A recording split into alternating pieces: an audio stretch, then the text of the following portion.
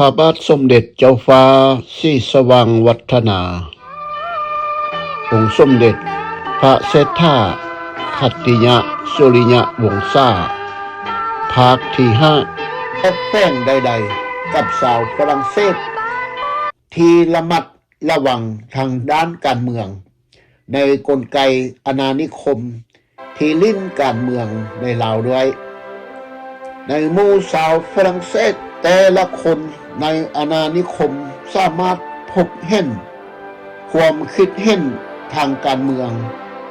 ได้หลากหลายตั้งแต่แบบอนุรักษ์นิยมไปจนถึงแบบสุดขั้วและยิ่งไปกว่านั้นบางคนก็มีแนวร่วมอย่างใกล้ชิดกับกลุ่มหรือตระกูลลาวโดยเฉพาะตัวอย่างเช่นปาริโซข้าราชการฝ่ายปกครองของฝรั่งเศสได้แต่งงานกับอภิเษกสมรสกับพระราชธิดาของสมเด็จเจ้าฟ้าสายเพชรราชชื่อว่าเจ้าฟ้าพ่อค้าสาวฝรั่งเศสอีกคนหนึ่งเอ็มดอร์ในหลวงพระบางได้ทำงานอย่างใกล้ชิดกับเจ้าฟ้าศรีสว่างวัฒนาคนอื่นๆใกล้ชิดกับเจ้าฟ้าสายบุญอุ้มณจำปาสักพวกเขามักจะมีอิทธิพลต่อความคิดเห็นและเหตุการณ์ต่างๆตัวอย่างเช่น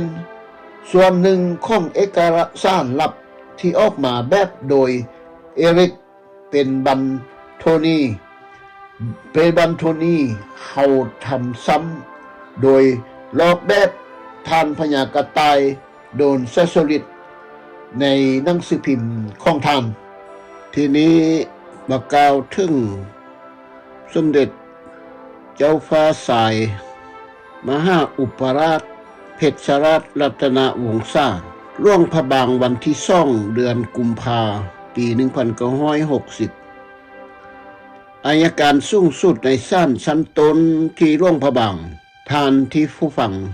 เคารพหักทั้งหลายหัวข้อเรื่องการสืบทอดมรดกของสมเด็จมหาอุปราชเจ้าเพชรราชรัตนวงศ์ซ่าพวกเขาภรรยาและลูก1เจ้าหญิงคำแวนเพชรราชอายุ69 ปีภรรยาของสมเด็จเจ้าฟ้าเพชรราช2เจ้าสายสุริยะเพชรราชอายุ45 ปีเป็นพนักงานในสำนักนายกรัฐมนตรีและเป็นลูกชายของสมเด็จเจ้ามหาอุปราชเพชรราชรัตนวงศ์ซ่า3เจ้านางคำจันทร์เพชรราชอายุ40 ปีลูกชายของสมเด็จเจ้าเพชรราชที่อาศัยอยู่เมืองหลวงพระบางและมีสิทธิ์ถูกต้องตามกฎหมายเป็นมรดกของสมเด็จเจ้ามหาอุปราชเพชรราชที่อาศัยอยู่หลวงพระบางและมีสิทธิ์ถูกกฎหมายเป็นมรดกของสมเด็จเจ้ามหาอุปราชเพชรราชข้อเสนอต่อองค์การอัยการศาลสูงสุดโดยมีเนื้อหนังดังนี้การมรณกรรมของสมเด็จเจ้ามหาอุปราชเพชรราชสมเด็จเจ้ามหาอุปราชเพชรราชถึงแก่อนิจกรรมเมื่อวันที่14 เดือนตุลา1959เนื่องจากประสวนกระทันหันเจ้าสายบ่สบายตั้งแต่วันอังคารที่13 เดือนตุลา4 โมงตอนแรงการดูแลและการรักษาพยาบาลของเจ้าสายอยู่ในมือของผู้หญิงไทยในตระกูลอภิมพรทั้งหมดนางไทยคนนี้ขัดข้องการติดต่อใดๆกับญาติพี่น้องทางกฎหมายของพระองค์เพราะเขาบ่ฮู้ว่าการบำบัดดูแลที่พระองค์ได้รับนั้นเหมาะสมหรือบ่มีเพียงนางไทยอภิมพรและเส้นไม่เทียงคนเซอของพระองค์เจ้าชาย เท่านั้นที่ฮู้เป็นคนลั่งที่แนะนำให้พยาบาลแพทย์ชาวฟิลิปปินส์มารักษาเจ้าสายแต่ตอนนั้นเป็นเวลาเที่ยงคืนแล้วและพระองค์ก็หมดสติไปแล้วถึงป่านนั้นนางไทยอภิมพรก็บ่ยอมแจ้งให้ญาติพี่น้องทราบรับรู้นำทั้งที่ในหมู่เพื่อนลั่งมีท่านหม้ออยู่นายแพทย์เสด็จเจ้ากรมศิลแพทย์ภักดีที่สามารถช่วยรักษาพระราชนามัยของสมเด็จญาได้พระองค์เสด็จจากพระชนมศีพในวันที่14เดือนตุลา1959เวลา 5:40 นาทีนางไทยอภิมพรยังบ่ยอมแจ้งให้ญาติพี่น้องทราบเส้นไม่เที่ยงคนรับใช้ของเจ้าฟ้าสายต้องข้อห้องให้นางไปแจ้งความพญาติเจ้าฟ้าศรีสุวรรณทองสาครเจ้าฟ้าคำบิเปียงเจ้าฟ้ากรมแสงสุวรรณทรและเจ้าสุวรรณทองต่างก็ฮีบเฝ้าไปที่ตำหนักเสียงแก้วเห็นพระศพของเจ้าฟ้านอนเยียดเหยาคุมผ้าสีขาวไปฮอดวังพวกเขาบ่ได้สืบสวนเกี่ยวกับปริมาณหรือคุณค่าของตนหรือตัวตนของผู้ร่วมมือของนางเพราะพวกเขาฮู้ว่ามันเป็นทรัพย์สมบัติที่ได้มาในระยะที่เจ้าสายเพชรราชได้แบ่งปันส่วนหนึ่งของชีวิตของเราให้แก่นางไทยผู้นี้และบ่แม่นทรัพย์สินที่เจ้าสายได้มาและภรรยาของเราแต่นางไทยอภิมพรได้กระทำเกินกว่าเหตุผลโดยอ้างทรัพย์สินอื่นๆและห้องต่อศาลชั้นต้นหลวงพระบางตามคำฟ้องเมื่อวันที่19เดือนพฤศจิกาปี1959โดยอ้างที่ดินที่อยู่อาศัยและทงนาหอบพระราชวังเสียงแก้วรวมเป็น10พื้นที่ให้แล้วประกาศให้เป็นทรัพย์สมบัติที่สมเด็จเจ้าฟ้าสายมหาอุปราชเพชรราชได้ฝากไว้ภายหลังการมรณกรรมของสมเด็จเจ้าฟ้าสายเมื่อวันที่14เดือนตุลา1959เจ้าฟ้าหญิงอรุณากับเจ้าสายมโนรมกับเจ้ายาวพระราชธิดาและโอรสของเจ้าฟ้าเพชรราชรัตนวงศ์ซ่ากับหม่อมสีภูมิภรรยาที่แต่งเอาไว้เป็นภรรยาหอบห้องฮับไว้ในเวียงจันทน์ที่ภาพเห็นอยู่ในนี้โดยประกาศว่านางไทยพร้อมด้วยเจ้าหญิงอรุณาและเจ้าสายมโนรมพระธิดาและพระโอรสของสมเด็จเจ้าฟ้ามหาอุปราชเพชรราชรัตนวงศ์ซ่าและหม่อมสีเพ็ญเฮือนมีสิทธิโดยชอบธรรมด้วยกฎหมายที่จะรับมรดกทางโลกนี้และข้อบ่ให้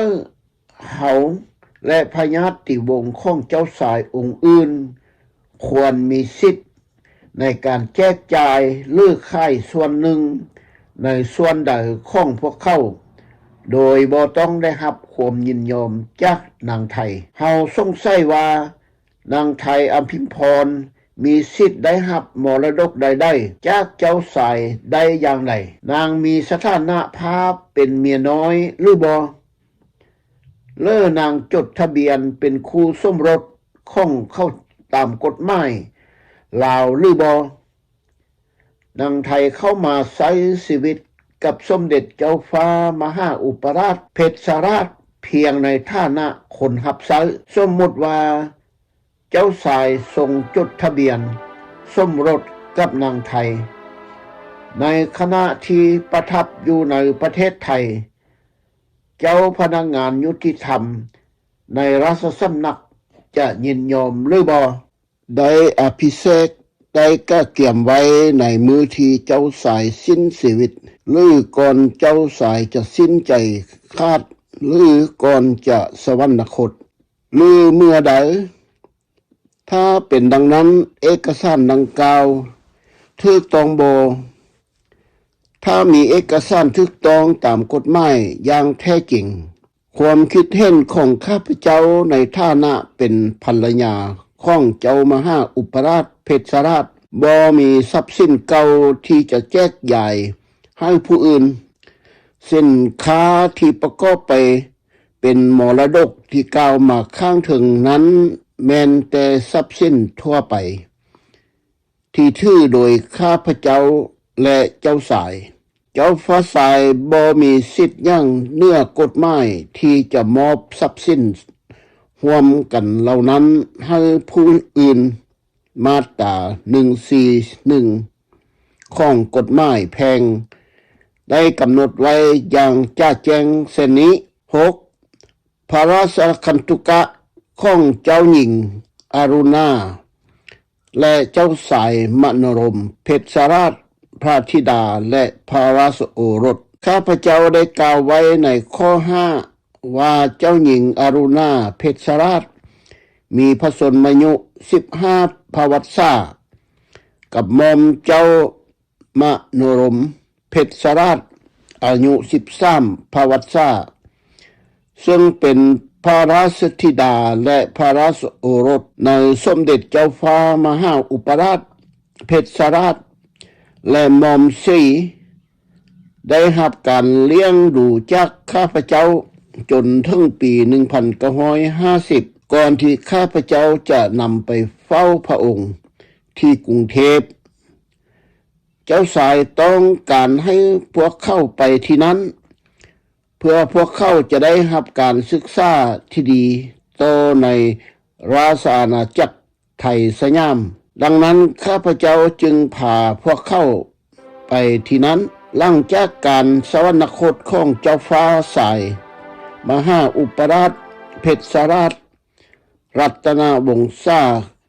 ข้าพเจ้าได้ติดต่อนางไทยอภิมพรทำทุกวิธีทางเพื่อขัดขวางสิ่งเหล่านี้โดยบงการความรู้สึกของเด็กอย่างใดก็ตาม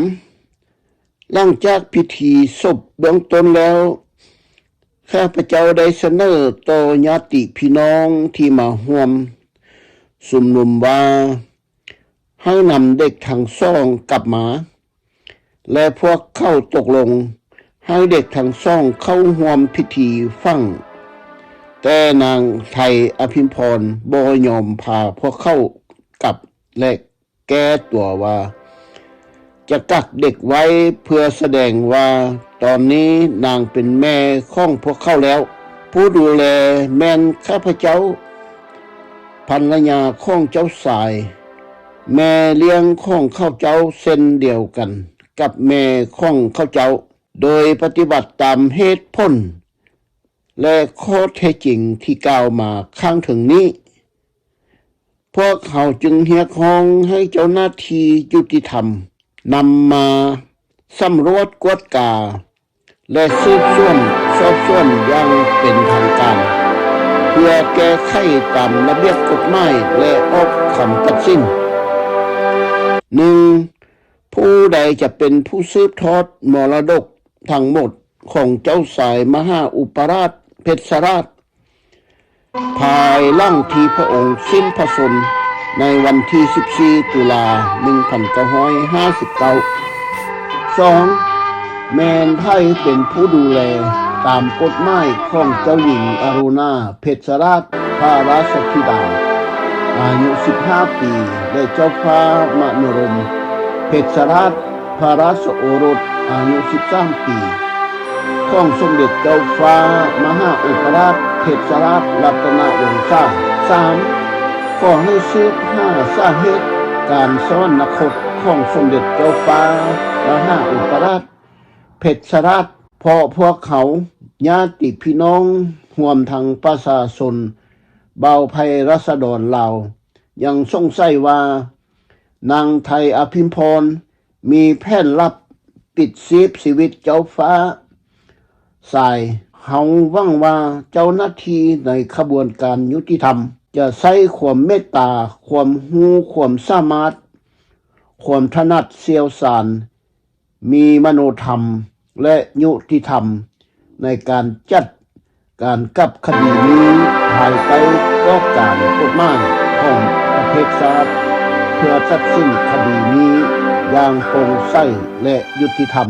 อย่างแท้จริงด้วยความเคารพโจทย์เจ้าหญิงคำแวนเจ้าสายสุริยะเพชรราชภาพที่เห็นอยู่นี้แม่นสมเด็จเจ้าฟ้าสายมหาอุปราชเพชรราชรัตนวงศาทรงสวมใส่สุดเต็มยศท่าบรรดาศักดิ์ตามแบบสมัยบูหารและกฎหมายมนเทียนบานพระองค์ทรงเป็นเจ้าฟ้ามหาอุปราชในขั้นเสือสายวงตระกูลวังหน้าหรือว่าฝ่ายอำนาจบริหารบ้านเมืองเกมการเมืองในยุคสงครามโลกครั้งที่สองจึงทำให้ประวัติศาสตร์ลาวมัวมองตกของวินาศประวัติศาสตร์ลาวได้มีแนวคิดหักษาจนขาดสติปัญญาห้าใส่ที่จะนำมาซึ่งความพัฒนาศาสตร์เสริมสร้างเศรษฐกิจเพื่อความอยู่รอดของชาติลาวเกิดมาที่ใส่เอกราชเป็นปิดแผ่นให้แน่นหน้าแต่แล้วแนวคิดส่วนทางกับเสรีมีปัญญาพบกับเสรีมีหัวจนกลายเป็นที่เอิ้นว่าดีซัวสกปรกจึงพบกันในวันนี้หวังว่าท่านผู้ใดอ่านได้ฟังให้เข้าใจอย่างแท้จริงแม้ว่าจะมีเอกสารการจดทะเบียนตามกฎหมายลาวและกฎหมายไทยนางไทยอภิมพรก็เป็นได้แค่นางบำเรอสนมเมียน้อยเพราะข้าพเจ้าซึ่งเป็นภริยาตามกฎหมายแพงของเรายังมีชีวิตอยู่กับบุตรชายและบุตรสาวเจ้าฟ้าสุริยะเพชรราชและเจ้าฟ้าคำจันทร์เพชรราชนอกจากนี้แล้วข้าพเจ้าบ่ได้อย่าคาดจากเจ้าฟ้าสายแต่อย่างใดบ่มีทั้งเอกสารการยาหางหรือคำตัดสินจากศาลใดๆที่นางไทยอภิพรจะนำมาอ้างอิงได้ที่ข้าพเจ้าก็อยู่ร่วมกันกับเจ้าจอมหลังจากเสด็จกลับจากประเทศไทยนั้นบ่แม่นเพราะยาหางดังที่นางไทยอภิพรกล่าวอ้างแต่เพราะบ่อยากอยู่ในเงื้อมมือของนางไทยอภิพรซึ่งมาเป็นเพียงคนใช้ส่วนตัวของเจ้าสายข้าพเจ้ามีลูกชายลูกสาวล้านและที่พักอันสมควรแก่สมศักดิ์ศรีที่ข้าพเจ้าจะอาศัยอยู่ได้จึงบ่ต้องอยู่ร่วมกับเจ้าสายต่อไปนี้เป็นบัญชีรายชื่อของรายการทรัพย์สินที่ยังค้างคา 1. นากายแข้งคำมวน1 ตอน 2. ดินเฮือนแคมทางเวียงจันทน์ท่าเดือข้างทงนาไกลัก3 1 ตอน 3. เนื้อที่นาลัก40เส้นทางเวียงจันทน์ล่วงพระบาง1 ตอน 4. เนื้อที่นาเขตบ้านหาดเกียงตาแซงหาดสายฟองเมืองและแขวงเวียงจันทน์เส้นทางไปบ้านแกงหยาง1 ตอน 5. เนื้อที่ดินให้เขตบ้านลงสารเมืองธุรคมแข้งเวียงจันทน์1 ตอน 6. ดินอยู่บ้านนากาศัพท์ 7. ที่ดินอยู่อาศัยเป็นดินกสิกรรมทงนาและตึกพระราชวังที่เอิ้นว่าพระราชวังเสียงแก้ว1 ตอน 8. ที่ดินอยู่บ้านโนน และวังที่เป็นส่วนหนึ่งของวังหน้าเก่า1 ตอนเก่าวัตถุสิ่งของที่ขึ้นกับวังเสียงแก้วซึ่งปัจจุบันนี้ได้ทึกซ่านใส่กุญแจ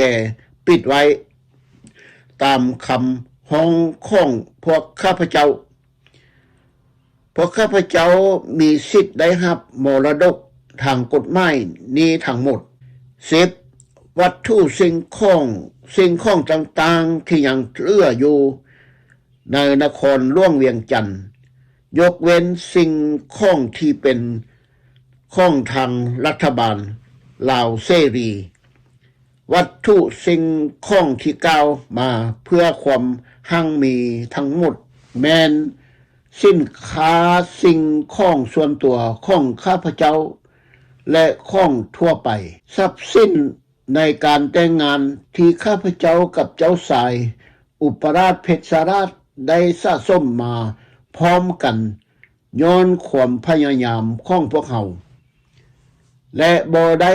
มาหลังจากนางไทยอภิพรได้ย้ายไปเป็นค่าหับใช้สำหรับเจ้าสายฉะนั้นนางไทยอภิพรอ้างสิทธิ์แต่เพียงผู้เดียวเกินขอบเขตของกฎหมายที่จะลักลอบเอาเครื่องของและเซตเหล่านี้ไปในทางได้พวกเขาบ่จำเป็นต้องก้าวป่าไส้ไปยาวนานโตเจ้าหน้าที่ยุติธรรมแต่เพียงอยากดึงดูดความสนใจใส่กฎหมายทางแพงมาตรา107และ108เกี่ยวกับสืบทอดเกี่ยวกับเจ้าฟ้าอุอารุณาเพชรสราชและเจ้าสายมโนรมเพชรสราชลูกสาวและลูกสายของเจ้าสายเพชรราชและหม่อมสีซึ่งเป็นพระสยาของเจ้าฟ้าสายเพชรราชแต่ถึงแก่อาชญากรรมในปี1946ข้าพเจ้าถือว่าสองไอ้น้องนี้เป็นบุตรีและบุตรสายของข้าพเจ้าเองและข้าพเจ้าได้เลี้ยงดูพวกเขาตั้งแต่เกิดอย่างใดก็ตามในช่วงปี1950เมื่อข้าพเจ้าไปเยี่ยมยามเจ้าฟ้าสายที่กรุงเทพเจ้าสายขอให้ข้าพเจ้าพาเด็กทั้งสองไปด้วยเพื่อที่พวกเขาจะได้ไปโรงเรียนที่นั้นพอสมัยนั้นโรงเรียนในเวียงจันทน์ยังบ่ได้มีการ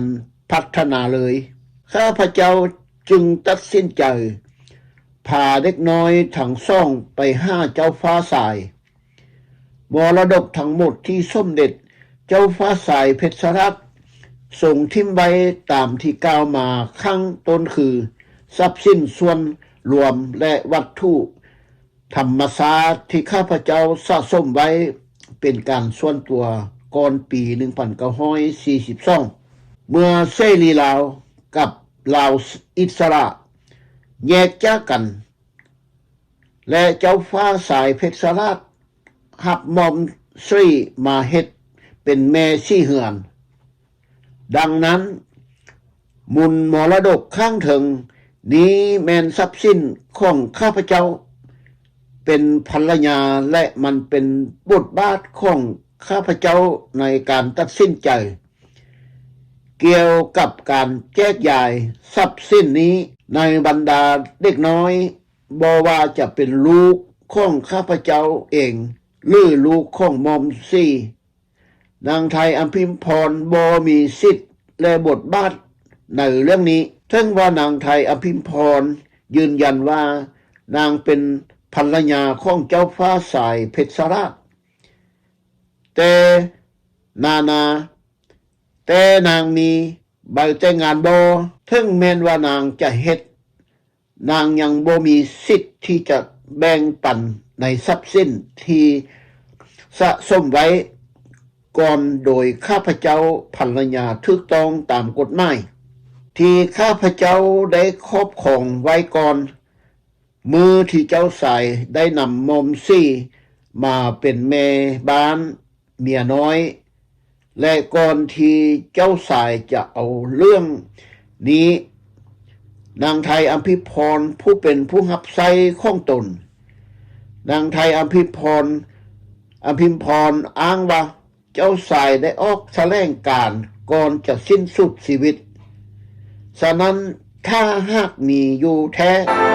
ก็ขอให้สร้างกฎกาเบิงว่าได้ออกมือได้และเวลาได้และยังเพื่อเบิงว่ามันสามารถได้รับการพิจารณาที่ถูกต้องตามกฎหมายเป็นไปได้บ่ที่นางไทยอภิพรกล่าวไปได้ถ้าคิดดอกไม้